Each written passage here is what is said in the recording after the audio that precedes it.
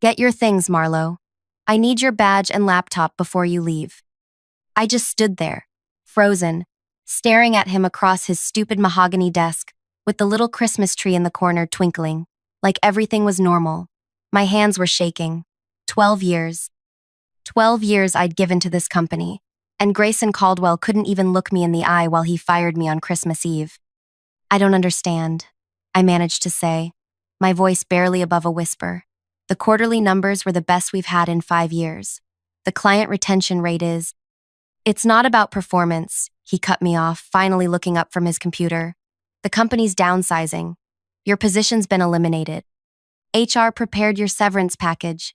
He slid a manila folder across the desk. Security will escort you out. On Christmas Eve? Are you serious right now? I could feel the heat rising in my face, tears threatening, but I refused to let him see me break. What about my team? What about the Weston account I just landed? Kiara will be taking over your accounts. He glanced at his watch. I have a call in 10 minutes, Marlowe. Security is waiting. Kiara. Of course. His 28-year-old protégé, who'd been with the company for all of 8 months, the one he'd been parading around executive meetings, interrupting me to ask for her opinion. The one whose ideas were mysteriously similar to ones I'd pitched weeks earlier in private emails to Grayson. I didn't argue. I didn't plead. I picked up the manila envelope, placed my badge on his desk, and turned toward the door. Marlowe, he called after me. I paused but didn't turn around. Happy holidays. I swear I could hear the smirk in his voice. That was 6 months ago. My name is Marlowe Chen. I'm 42 years old, and I'm about to tell you how I systematically dismantled the life and career of the man who thought he could throw me away like yesterday's trash. But before I go deeper into this, if you're new here, please like this video and hit subscribe. Trust me, you're going to want to see how this ends. So, there I was, standing in the parking garage with a box of my belongings, watching the security guard walk back toward the elevator. 12 years of my life reduced to a sad little cardboard box and a manila envelope with a severance agreement that I hadn't even looked at yet. I sat in my car and screamed, just screamed until my throat hurt. Then I cried until I couldn't breathe. When I finally composed myself enough to drive, I noticed Grayson's reserved parking spot, empty. Of course, the coward had probably slipped out early for his family's annual Christmas trip to Aspen, leaving the dirty work of watching me pack up my desk to security. I should tell you that I'm not someone who falls apart easily. My parents immigrated here with nothing, worked double shifts so I could go to college. Steady, strategic, reliable. That's how people described me. At work, they called me the fixer, because I could solve any crisis without drama. But sitting there in that cold car, I felt something break inside me. I drove home to my empty apartment. No Christmas decorations. I'd been too busy at work to bother. My boyfriend Ethan had ended things 3 months prior, claiming I was emotionally unavailable and married to my job. The irony wasn't lost on me. I opened the severance package, 2 months' pay, after 12 years, and a non-disclosure agreement that would prevent me from saying anything negative about the company or its leadership. There was also a letter explaining that my health insurance would end in 30 days. Perfect timing. I'd scheduled a surgery for a fibroid issue for the following month. The surgery I'd been putting off for 2 years because I was always too busy with work emergencies. Grayson knew about this. I'd discussed my medical leave with him just 2 weeks earlier. I reached for my laptop, the personal one, not the company one they'd taken. I was too numb to even think about job hunting. Instead, I found myself clicking through folders of old work documents I'd backed up over the years. Just routine stuff. Project notes, presentation drafts, meeting minutes. But then I remembered something. 3 years ago, there had been an issue with the company servers, and IT had asked us to back up important files on our personal drives temporarily. Most people deleted those backups afterward. I never did. I was always meticulous about records. As I scrolled through those files, I found a folder labeled GC Private, copies of emails and documents I'd saved for Grayson during that server migration. I'd forgotten they were even there.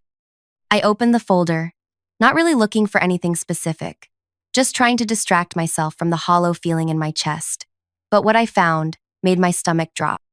Emails, dozens of them, between Grayson and the CFO, about the company's accounting practices, about moving money between accounts to clean up the books before investor meetings, about creative solutions to revenue shortfalls. I'm not an accountant, but even I could see this wasn't just aggressive bookkeeping. This was fraud. And there was more emails about covering up a sexual harassment settlement, communications about knowingly using materials from a supplier that had failed safety tests. I sat there for hours, reading through everything. The more I read, the clearer it became. Grayson Caldwell wasn't just an arrogant, backstabbing boss. He was a criminal, and I had proof. That night, something changed in me. The hurt and shock began hardening into something else, something cold and focused. I didn't want justice. I wanted revenge. But Grayson wasn't some random middle manager. He was the golden boy CEO of a company valued at over $2 billion. He had connections in the industry, in politics, in the media. He had resources I couldn't even imagine. Going against him directly would be suicide. So I did what I always did at work. I made a plan, a careful, detailed, methodical plan. First, I needed to understand exactly what I was looking at. I spent the next 2 weeks studying those files, researching corporate law, and consulting anonymously with an online financial forum about what certain transactions might indicate. I created a secure email account and reached out to a forensic accountant, sending redacted versions of some documents to confirm my suspicions. The response: what I had was evidence of securities, fraud, tax evasion, and possibly money laundering, the kind of stuff that could lead to federal charges. My first instinct was to go to the authorities, but then I remembered what happened to Natalie Winters. She was a whistleblower at another major company 3 years ago. She did everything right, went through proper channels, had solid evidence, and she was destroyed. The company's legal team painted her as a disgruntled, unstable employee. They dug into her personal life, her dating history, her therapy records. She ended up unemployable, financially ruined, and her case was eventually dismissed on a technicality. No, going to the authorities wouldn't work. Not yet. Not without protection. I needed leverage. And for that, I needed more information. Information that wasn't in my files. That's when I thought of Darius. He'd been the head of IT security at the company until he left last year. We weren't close friends, but we'd always had a good professional relationship. I reached out, suggested meeting for coffee, catching up. When we met, I was careful. I didn't mention the files or my suspicions. I just talked about being unexpectedly let go, asked how he was doing at his new job. Then I casually asked if he'd heard anything about the company's financial situation. Darius looked uncomfortable. Look, Marlowe, I left for a reason. That place is toxic. And Grayson. Let's just say there were things I wasn't comfortable being associated with. That was my opening. I leaned in and lowered my voice. What kinds of things? He hesitated, then said, I can't really talk about it, but if you were let go suddenly, despite your performance, maybe it's a blessing in disguise. Some ships are better to get off of before they sink. I took a chance. Darius, what if I told you I might have evidence of what Grayson's been doing? Financial irregularities, cover-ups. His eyes widened slightly. He glanced around the coffee shop, then back at me. I'd say be very, very careful. People who get in Grayson's way tend to have problems. What if I need help understanding some technical aspects of what I found? He was silent for a long moment. Then he pulled out his phone, opened a new contact page, and passed it to me. Create a Signal account. Message me there. Not by text, not by email. And Marlowe, delete your browsing history after you install it. That conversation confirmed what I already suspected. I wasn't dealing with just unethical behavior, but potentially dangerous people. I needed to be smarter, more strategic. Over the next month, I built my case meticulously. With Darius's help, I identified which servers would contain the complete communication records. I learned about the offshore accounts Grayson had set up. I discovered that the new acquisition the company had announced, the one that had boosted the stock price by 30%, was based on completely fabricated revenue projections. I also learned that I wasn't the only one Grayson had pushed out.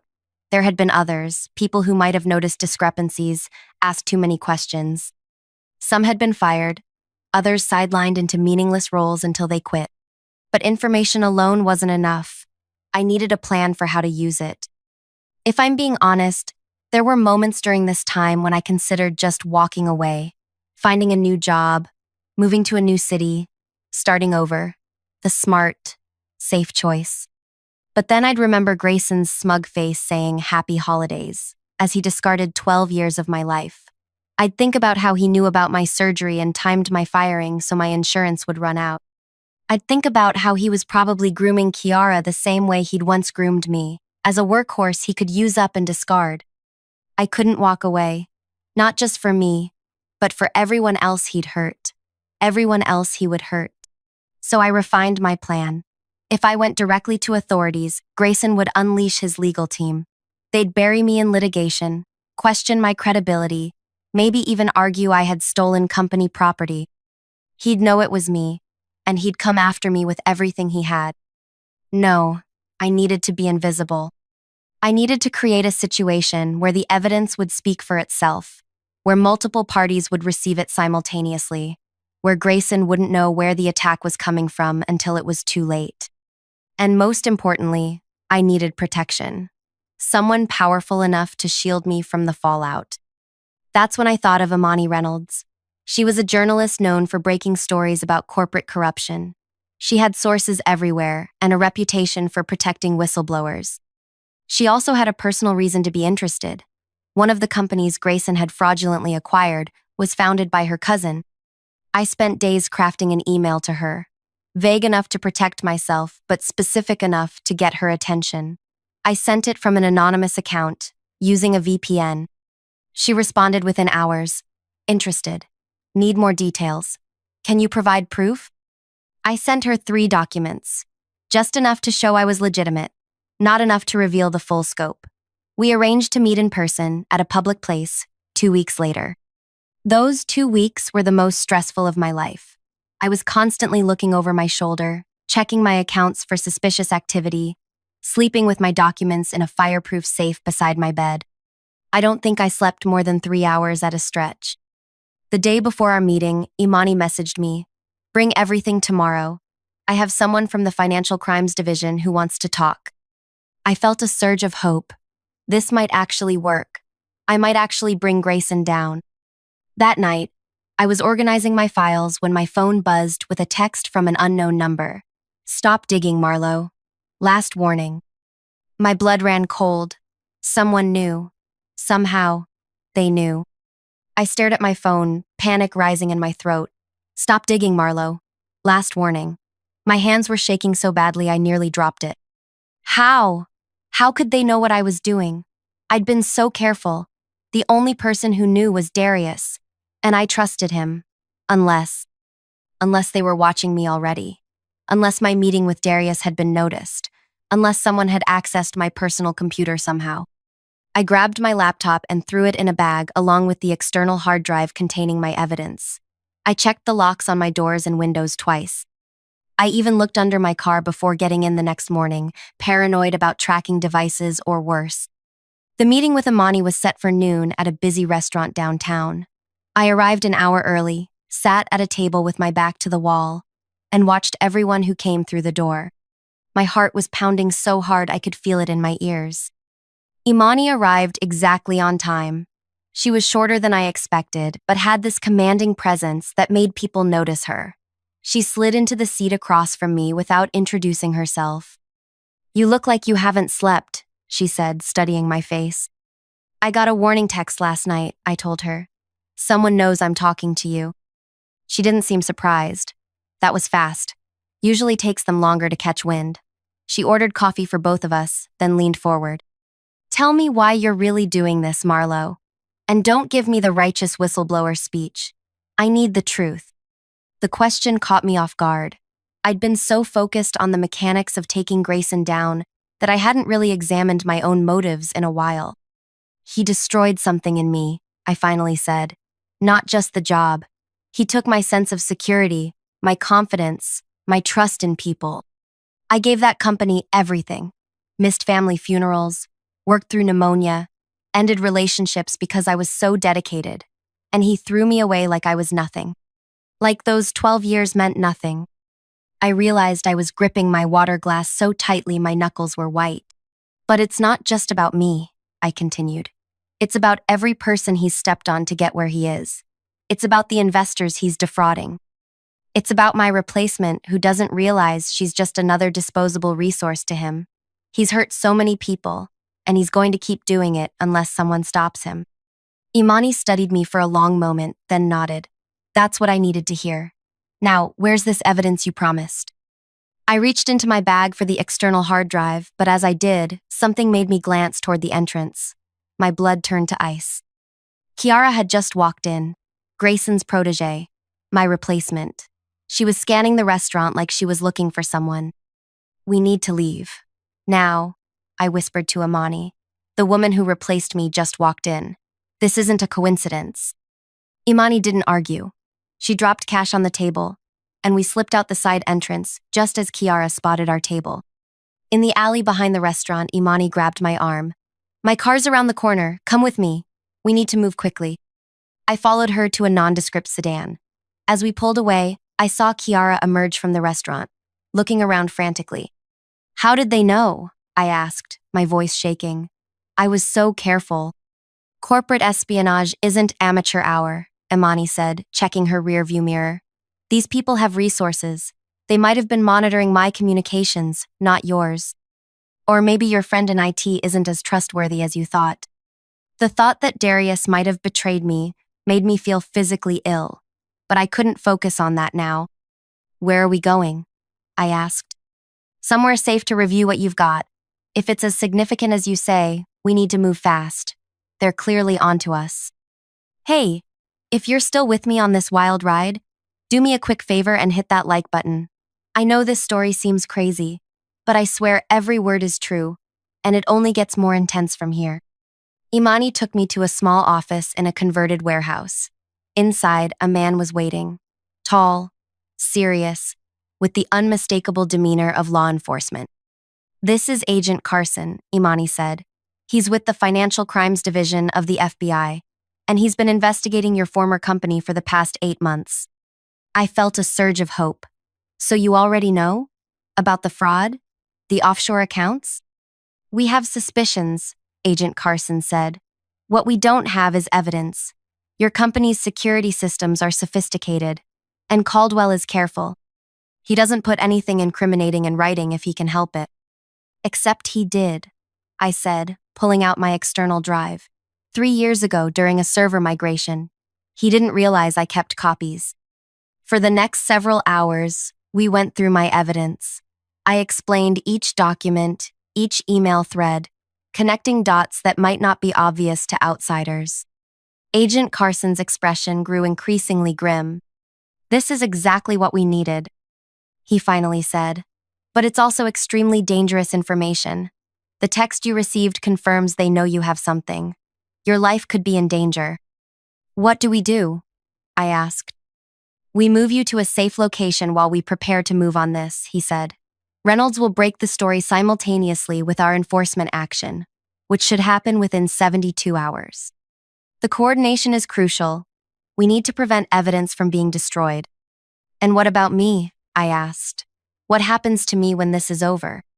Agent Carson and Imani exchanged looks. Best case scenario? You're a hero, Imani said. Worst case? You're radioactive in your industry, possibly facing countersuits from the company for violating your NDA, and dealing with online harassment from trolls who think you're trying to bring down a successful company out of spite. So basically, my life is over either way, I said quietly. Not necessarily, Agent Carson said. The Whistleblower Protection Act could provide some safeguards, and with Miss Gaiman's Reynolds publicizing your role as a whistleblower rather than a disgruntled employee, the public narrative could be controlled. I thought about it. Going back to my apartment wasn't safe. Continuing with my normal life wasn't an option, but hiding in witness protection or whatever the FBI was offering felt like another kind of prison. I need some air, I said, standing up. just 5 minutes to think. They let me step outside, into a small courtyard behind the building. The sun was setting, casting long shadows across the pavement. I took deep breaths, trying to clear my head. That's when I realized what felt wrong about the whole situation. If Grayson knew I had evidence, why just send a warning text? Why not break into my apartment and take it?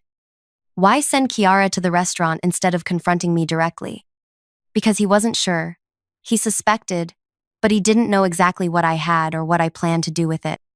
And now I was about to hand everything over to the authorities, essentially removing myself from the equation. I would get justice, maybe, but not satisfaction, not the reckoning I wanted. Grayson would face legal consequences, but he would never have to face me. He would never have to acknowledge what he did to me personally. I went back inside with a new resolve and a new plan forming in my mind.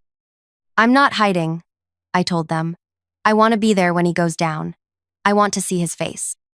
They argued with me, of course, said it was too risky that I could compromise the investigation, but I was adamant. Either I'm part of this or I walk out right now with my evidence, I said. Your call. Eventually, we reached a compromise. I would stay in a safe location of their choosing for 48 hours while they prepared their case.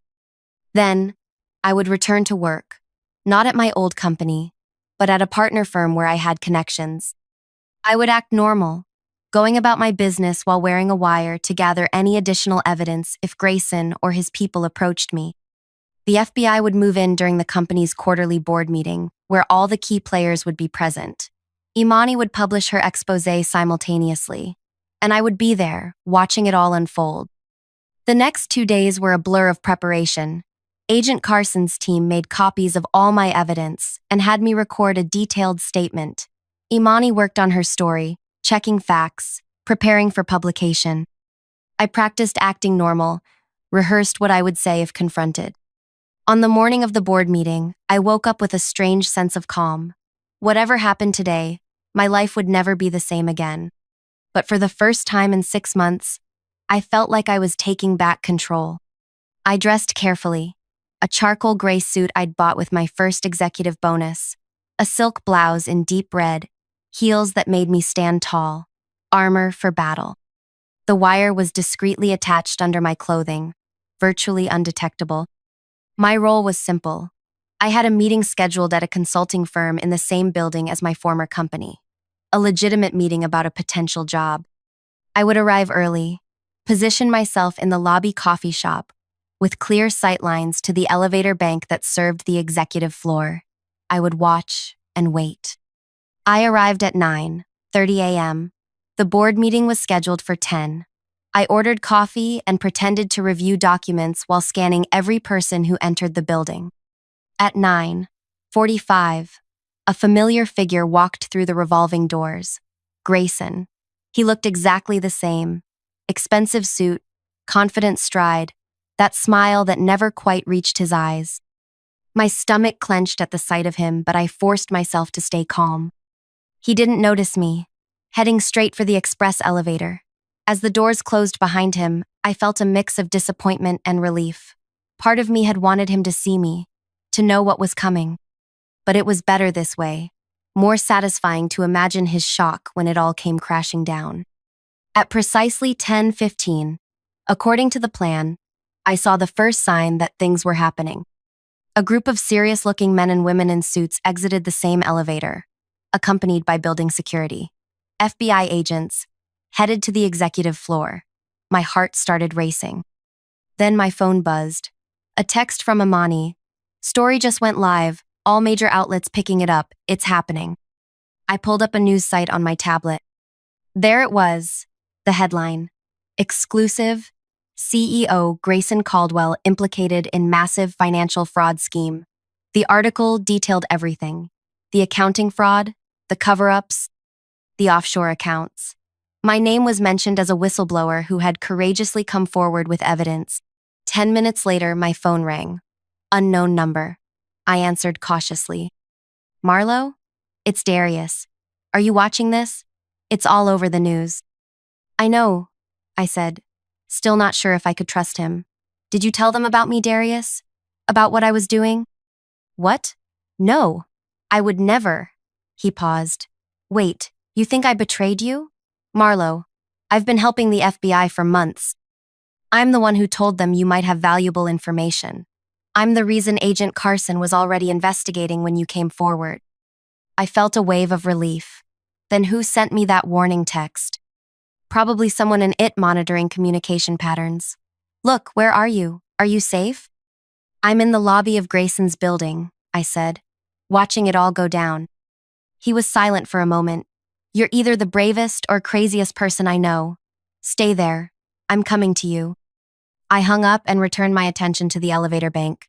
For the next 30 minutes, there was frantic activity, security personnel rushing up, more FBI agents arriving, building management looking concerned. Then, at 11 a.m., the express elevator doors opened, and there he was, Grayson, flanked by 2 FBI agents, being let out in handcuffs. He looked shell-shocked, his perfect composure completely shattered. His eyes darted around wildly, and that's when he saw me, sitting there calmly, watching him, a slight smile on my face. Our eyes locked. Recognition dawned on his face, followed by disbelief, then fury. He actually tried to lunge toward me, but the agents held him firmly. You? He spat. You did this to me? I stood up slowly, gathered my things, and walked over to stand directly in front of him.